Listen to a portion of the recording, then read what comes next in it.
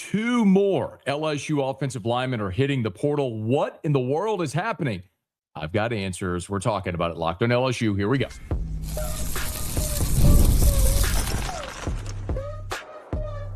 You are Locked On LSU, your daily podcast on the LSU Tigers. Part of the Locked On Podcast Network, your team every day. Okay, let's get it. It is Locked On LSU, your team every day. I'm your host, Matt Moscona. Thanks so much for making it your first listen. We're free, available wherever you get great podcasts. Of course, on YouTube as well, so please subscribe as always. One of the fastest ways to help us grow is by leaving your comments below. So thank you sincerely for that. Thank you for helping make the Locked On Podcast Network the #1 sports podcast network. So my Twitter has been flooded with mentions. My text line flooded with people freaking out over the fact that LSU has now had 6 offensive linemen declare their intention to enter the transfer portal. Tigers on Saturday lose the bowl game. Just a few hours into Sunday, Mabenga and Ory Williams becoming the latest to declare their intention to hit the portal. Okay. So the question that a lot of you are asking is, what's happening? People are flooding my text line and my Twitter. Are they following Brad Davis? Do they not like Lane Kiffin? Do they not like the new offensive line coach? Are they not paying enough? What is happening here? I'm going to give you a thumbnail on Mabenga and Williams here in a second, and I'm going to go through exactly what the plan is on the offensive line. Okay, I'm going to spell this out for you in this episode. But I want to ask you a question. This is not a rhetorical question. I want you to just take a breath and just breathe and think about this for a second, okay? If I asked you, and you watched this LSU football season, what was the weakest position unit on the entire team? In unison, we should all be screaming offensive line. We talked about it all year. Couldn't protect the quarterback, couldn't run block. It was bad. We've gone through the Pro Football Focus numbers all throughout the season. Braylon Moore, Josh Thompson, the transfers were solid for you. Everybody else, not good. So, if a lot of guys from the worst unit on your team are leaving, should you really be that concerned about it? Think about it logically, okay? And then the question, the immediate follow-up comes, but what are you going to do? You don't have any numbers. Okay. I'm going to get to the numbers, and this is going to make sense for you, okay? Just follow me and bear with me here. Let me start with the 2 latest, okay? We already knew Carius Kern, DJ Chester, Cohen Eccles, Tyree Adams. They had already announced their intention to enter the portal. Sunday, 2 more. Mabenga, Ory Williams. Mabenga is an interesting one. This is a guy who is from the Congo, the Democratic Republic of the Congo, was a soccer player, moved to the United States, to Buford, Georgia, and became a football player. Well, because he's huge. He's 6'5", 317. He became a 4-star, signs with LSU, and in the class of 2023, and over 3 years in Baton Rouge, he ends up, so he redshirts in 2023 and didn't play. In 2024, plays in 10 games with 5 starts. Now, remember what happened. You had the great offensive line returning with Campbell and Emory Jones and Dellinger and Miles Frazier. And Dellinger got hurt in the A&M game. And so Mabenga had to play the rest of the season at left guard with Garrett Dellinger out. And the interesting thing about Mabenga is that it was very bad early. A redshirt freshman seeing his first real action, and it was not very good. But as that month went along, if you start with Alabama, his Pro Football Focus grade was a 43 against Alabama. His pass blocking grade was a 26. Then they played Florida, and he went to a 45 with a pass blocking grade of 33. Again, not good. But then he went to a 54, a 60, and then in the bowl game against Baylor, a 55. But the point is, he kept getting better as he got more reps. And the assumption was going into this season that he was going to be the starter at left guard. He was the incumbent there. Garrett Dellinger was out of eligibility. And so naturally, Mabenga would slide in there. Well, Remember, they went and added Braylon Moore at center, so Chester was now competing at guard. Cohen Eccles, who was also a center, was now competing at guard. And you brought in Josh Thompson, who was going to start at guard. So as you look at where the reps went for Paul Mabenga, he ended up losing out.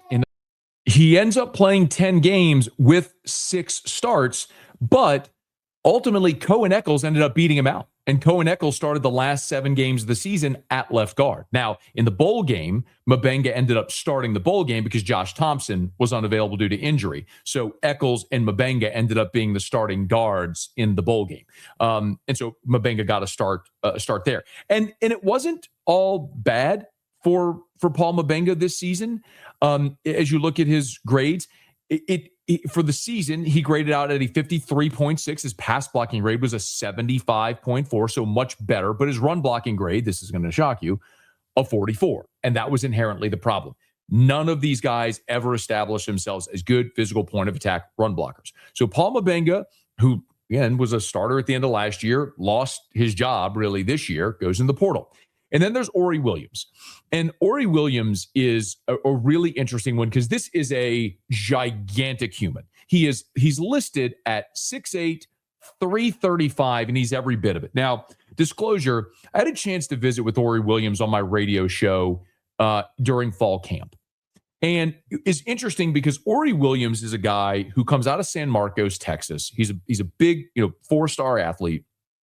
Giant human, 6'7", 315 as a high school player, comes to LSU and really struggles. He only plays as a freshman on special teams.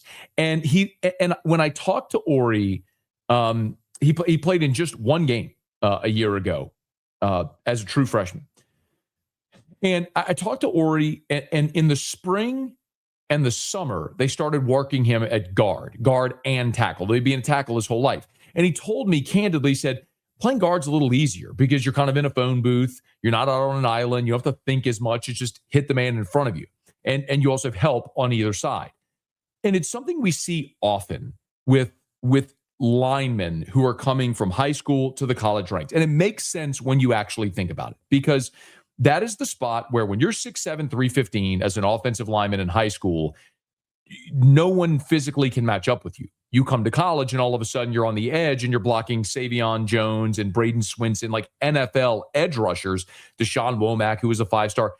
It's much more challenging. I think he lost some confidence. Well, during the season, he ended up filtering back to playing some more tackle, and he ended up starting the game against Arkansas at left tackle when Tyree Adams was out and Karius Kern was out, and then he started the Western Kentucky game as well. Well, against Western Kentucky, he got injured. And by the way, in the Arkansas game, Ory Williams' pass blocking grade against Arkansas, by the way, was an 80. Hang on, I'm looking. I want to make sure I have this accurate. But Ory Williams, his pass blocking grade against Arkansas was a 87.6. Okay, that is outstanding. And I remember talking to him, and he got injured. He twisted his ankle in the game against Western Kentucky, and I saw him after the game on the field in a boot, and he came up and we talked for a little bit. And I was like, man, you're a natural tackle. You like playing tackle better. He kind of smiled. And I think it was just a situation where he had lost his confidence as a freshman, having that those growing pains, and was getting comfortable again in the spot that he played his whole life here in his second season. But you look at, and so you could say, well, why is he leaving? Well, if the staff had remained in place, and the staff that recruited him and valued him and wanted him to grow and develop, then he very likely would stay. But that's not the reality that LSU is facing right now. The reality they're facing right now is a new staff is coming in with a new vision. And that vision includes a lot of these guys leaving. So let me step aside quickly, and I'll come back and I'll explain what is happening right now, why all of these guys are leaving. And it's going to be math. I will explain to you with numbers, breaking this down, exactly how this is going to work on the offensive line. It'll make sense. Give me a second. Locked on LSU, your team every day. Let's talk about something most men don't bring up, but absolutely should. Stress from work, money, life. It doesn't just switch off at night. And when it shows up at the worst possible time, Rougiette Ready is designed to help you take back control. Rougiette Ready is the next generation prescription treatment created to support both the brain and the body so you can feel present, confident, and ready when the moment matters. The science behind Rougiette Ready stands out. It's 3 clinically proven ingredients in one formula designed for both mental and physical readiness. And you connect with a board-certified doctor online, and everything ships discreetly to your door. It's easy to understand why more than 150,000 men have already made the switch. If you've been thinking about taking the next step, now is the time. Head to Rougiette.com/lockedoncollege. That's RUGIET.com/lockedoncollege to get 15% off your order for a limited time. Rougiette Ready. Feel present, feel confident, feel ready. We're also brought to you by FanDuel. Fridays already feel different during basketball season, and FanDuel is making them even better. Every Friday night before the games tip off, FanDuel gives fans a new way to kick off the weekend with NBA Happy Hour.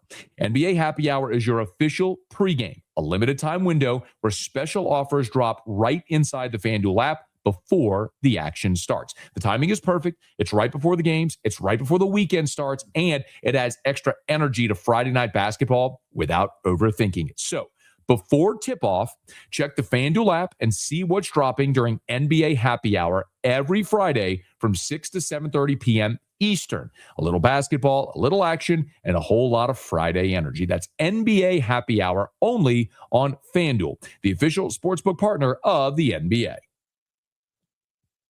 I'm going to make you feel much better about the LSU offensive line situation in just a second, but I do want to thank you for making Locked On LSU your first listen of the day, and thank you for making Locked On the #1 sports podcast network. And if you haven't already, please go check out the new Everydayer Club. It'll give you access to an ad-free audio feed for Locked On LSU, which is compatible with Apple, Spotify, all the major podcast apps, and an invite to a members-only Locked On Everydayer Club Discord server, which includes a group chat just for listeners of this show. So tap the link in the show notes to learn more. Thank you again for making Locked On LSU your first listen every day.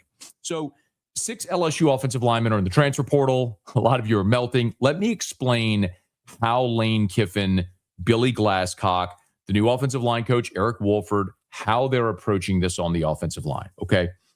First of all, it is fair to say you are losing numbers and experience. Okay, that is fair. Kern, Chester, Eccles, Adams, Mabenga, Williams. Those 6 have combined to play in 101 games with 51 starts. Okay, that's a lot of production. What is also fair to say is that's a lot of production or a lot of experience without high-level productivity. That is also very fair to say. We have talked about this plenty this season with LSU football. They're one of the worst rushing teams in the country. I think that is not so. They finished this season 126 in the country in rushing offense. I think that is in large part due to your offensive line. I think it is in part due to Brad Davis and scheme that goes back to Brian Kelly, Joe Sloan, the whole thing. It all works in tandem. Okay. But that is still a lot of experience, time on task that you're losing. What I was told point blank when I asked and was digging a little bit, that this is a unit that was overpaid and underachieved. Period. It was your worst unit on the team, and they were overpaid. So if you have a unit that is making a lot of money, that is commanding a large portion of your quote unquote cap, your salary, how your whatever the pile of money is you have to allocate to your roster, and they're not playing well, are you going to, you can't justify bringing those players back at that number. So Lane Kiffin, Billy Glasscock, which if you're an everydayer, you've heard me explain this. I'm going to get deeper into the numbers in just a second, but I'm explaining this again for the benefit of those who maybe are finding this conversation for the first time. Lane Kiffin, Billy Glasscock, they sat down, they evaluated the entire LSU roster and the entire, everyone in the portal. They have their whole board set up, right? And so they looked at what players made in 2025 and then looked at their evaluation of those players, size, physicality, the physical evaluation, the game film, their interviews, their one-on-one conversations with him, and assigned a value to that player, both how badly they want to back and what the financial component would be. And if that wasn't congruent with what they made this year, those players have a decision to make. Do you come back to LSU for less money, or do you go into the transfer portal and see what's out there for you? Now, a lot of these players will have the opportunity to return. I want to remind you of something, okay? This is another important caveat before we go further. It is important to note, none of these players yet are formally in the transfer portal, okay? None of them are officially in yet.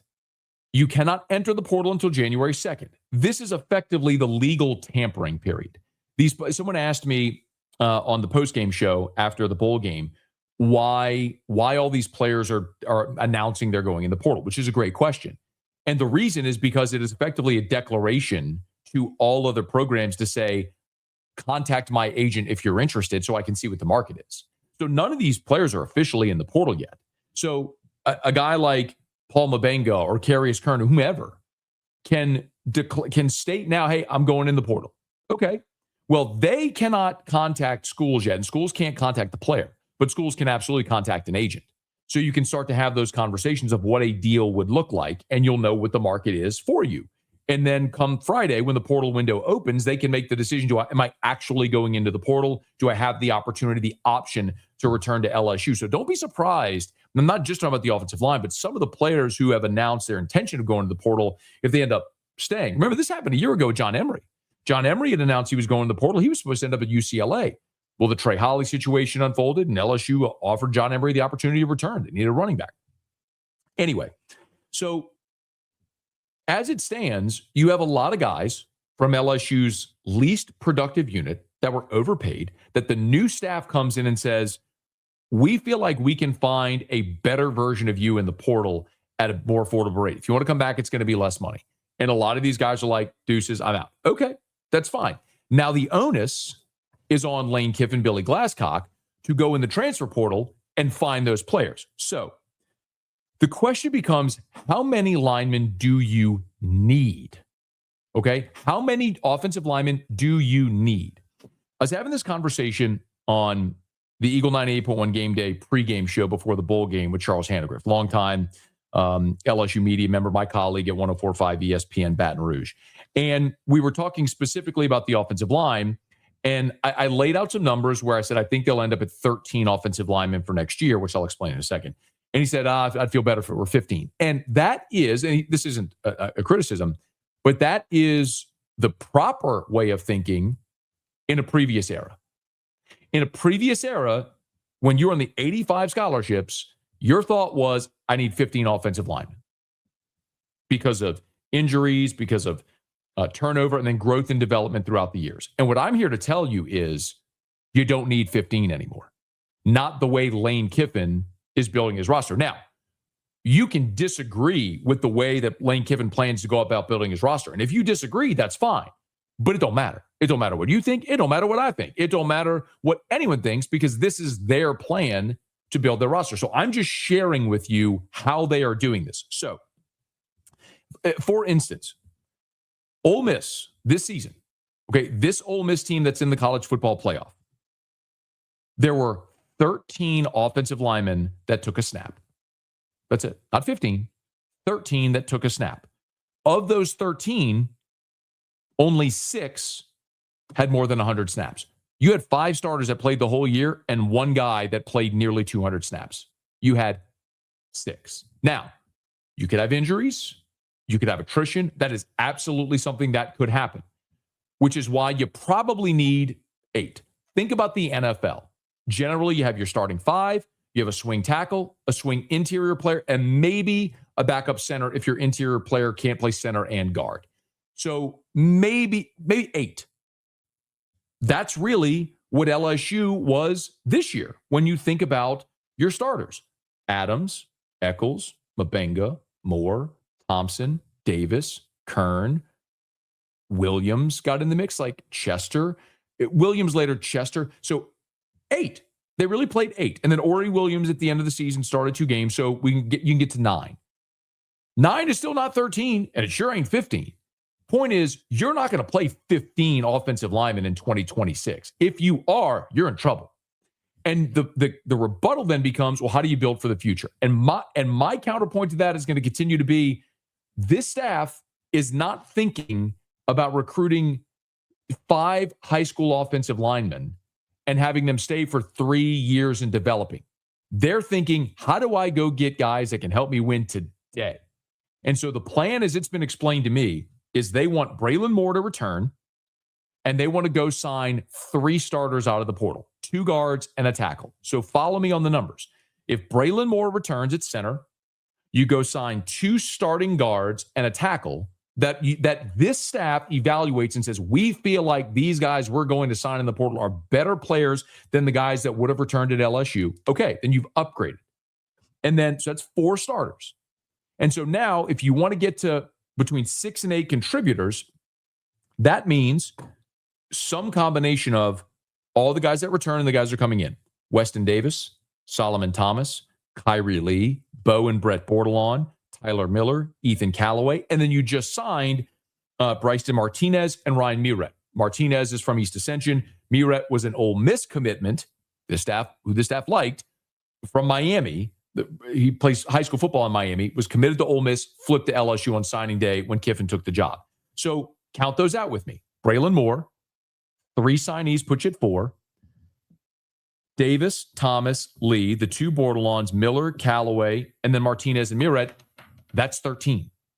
That's 13 offensive linemen. That's the exact same number that Ole Miss played this year.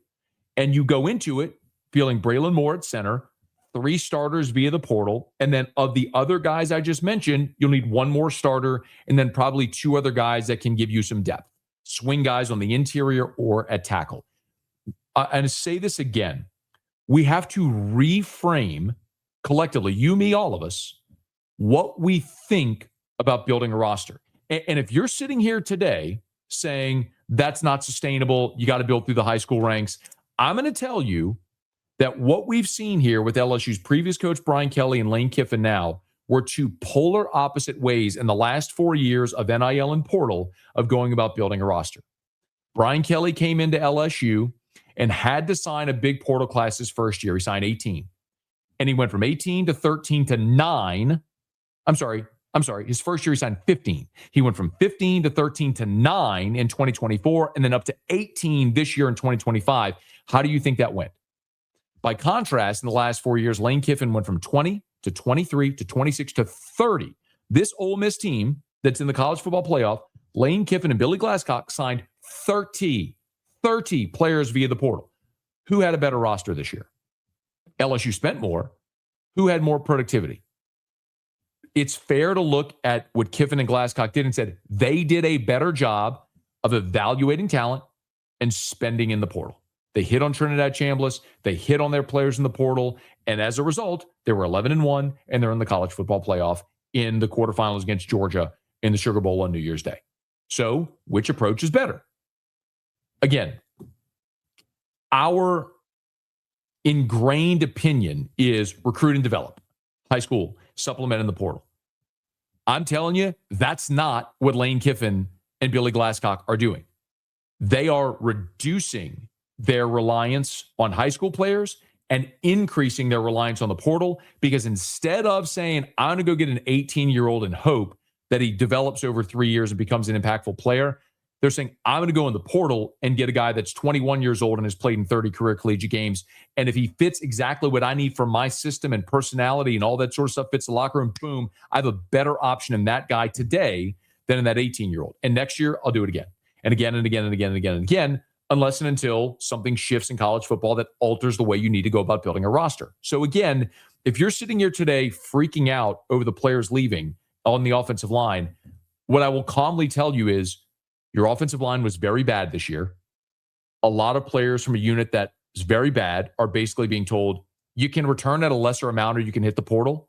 And you have a staff that is very confident in their ability to evaluate, to bring in players, and they're planning on bringing in 3 starters on the offensive line, hopefully to couple with Braylon Moore. Braylon Moore is not going in the portal, but Braylon Moore has an NFL decision to make. As of now, I'm told they believe he will return, but the draft deadline is not until mid-January. So hopefully he does elect to return. If that's the case, and you add 3 starters, you need to find 1 more starter and a couple of backups out of the group I just mentioned. And there is your offensive line for 2026. Now, All of those pieces will start to come together when the portal opens on January 2nd, and we will follow it all right here. So let me know what you think. Drop your comments. Thanks for being there with us as always. If you are on podcast, please subscribe on your favorite podcast app. Rate us, leave a review. If you're on YouTube, smash the like button, subscribe to the channel, hit the bell so you're notified whenever we post a new video. And let a friend know if they love the Tigers. We got you here every single day. It's Locked On LSU, your team every day.